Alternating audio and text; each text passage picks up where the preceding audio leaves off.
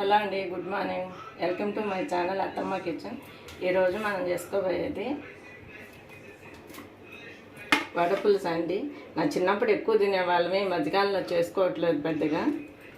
మసాలా వడ తినాలనిపించి చేసుకున్నామండి. అవి తిని పులుసు చేసుకుంటే బాగుంటుందని మా పిల్లలు పెద్దయినా చేయలేదు, ఈరోజు చేస్తున్నాను. అందుకే ఈ కర్రీకి ఇప్పుడు ఏమేం కావాలో చూపిస్తాను రండి.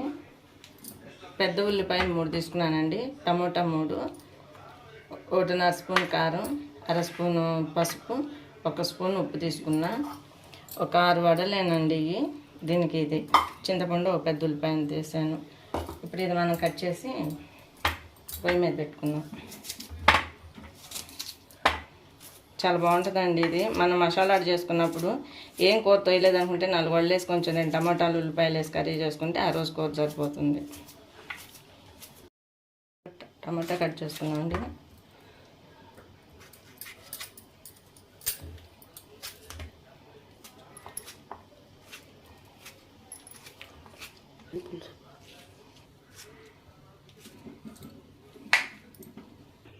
ఆయిల్ పెట్టేసానండి. ఇప్పుడు మనం ఆవాలు, జీలకర్ర వేసుకుందాం.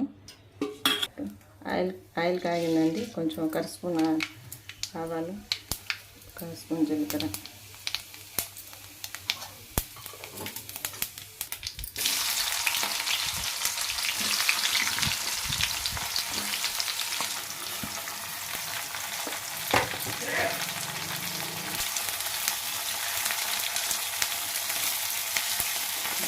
ఇవి కొంచెం ఎర్రగైన తర్వాత అప్పుడు టమాటా వేసుకున్నామండి. మనం ఉప్పు వేస్తే కొంచెం తొందరగా వేగుతుంది. ఉప్పు, పసుపు వేసి మగ్గించుకున్నాము. ఇప్పుడు మనం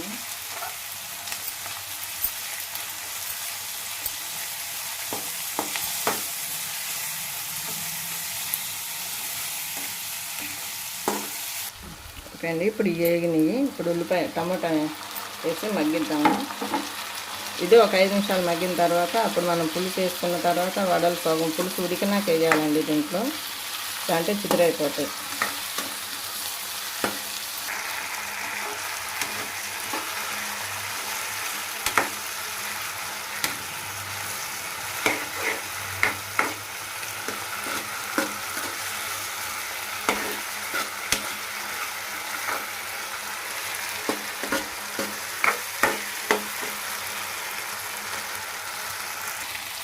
వేగింది. ఇప్పుడు కారం వేసుకొని ఇప్పుడు మనం పులుసు వేసేసుకుందాం.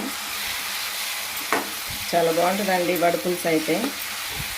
మీరు ట్రై చేయండి ఒకసారి.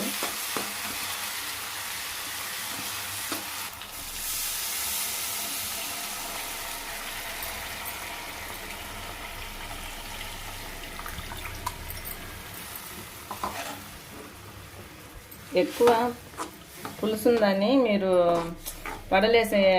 వేసేవి కాకండి. ఫస్టే పులుసు మన కర్రీ అంతా రెడీ అయిన తర్వాత అప్పుడు కొంచెం పులుసు దానంగా వేస్తే బాగుంటాయి వడలు, లేకపోతే బాగోదు, ఇరిగిపోతాయి.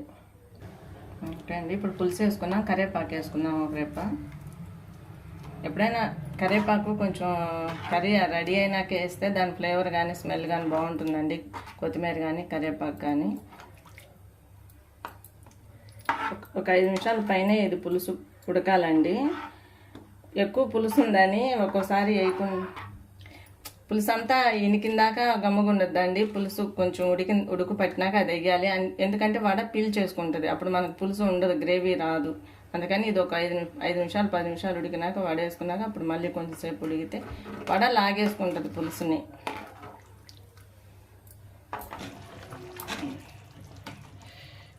దగ్గర అవుతుందండి పులుసు. ఇంకా ఒక 2 నిమిషాలు ఉడికిన తర్వాత మనం వడేసేసుకుందాం. ఇప్పుడు ప్లేట్. ఈ కర్రీ సిమ్లో ఉడికితే మనకు బాగుంటుందండి. హైలో కాకుండా కొంచెం సిమ్లో పెట్టే ఉడికించుకుందాము అండి. ఇప్పుడు దగ్గర పడింది. ఇప్పుడు మనం వడేసేసుకుందాం. దీనిలో పులుసు ఉన్నప్పుడే వేయాలండి, లేకపోతే పూర్తిగా పీల్ చేసుకుంటుంది వడ.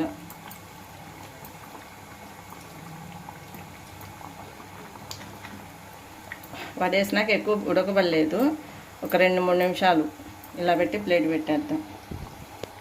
ఇప్పుడు కొంచెం కొత్తిమీర వేసుకుందాం. ఉడికేటప్పుడు కొంచెం వేసుకోవాలి, దింపుకునేప్పుడు కొంచెం వేసుకుంటే బాగుంటుందండి ఎప్పుడైనా.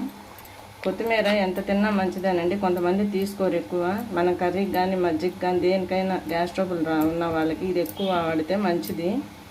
ఎంత వాడినా ఇబ్బంది ఏం లేదండి. ఏదో ఒక రూపంలో కొత్తిమీర తింటే మంచిదే రోజు. ఓకే అండి, ఇప్పుడు అయిపోయింది మన కర్రీ. ఇదిగో దగ్గరగా అయింది చూడండి. ఇప్పుడు దింపుతున్నాం మనం. ఎంతో రుచిగా తయారైన వడపులుసు అండి. మీరు ట్రై చేయండి ఇలా ఒకసారి. తినడానికి వడ చేసుకున్నప్పుడు ఒక 2 వాళ్ళు ఏం కర్రీ లేదనుకున్నప్పుడు ఇలా చేసుకుంటే చాలా బాగుంటుందండి. వేడివేడిగా తినచ్చు.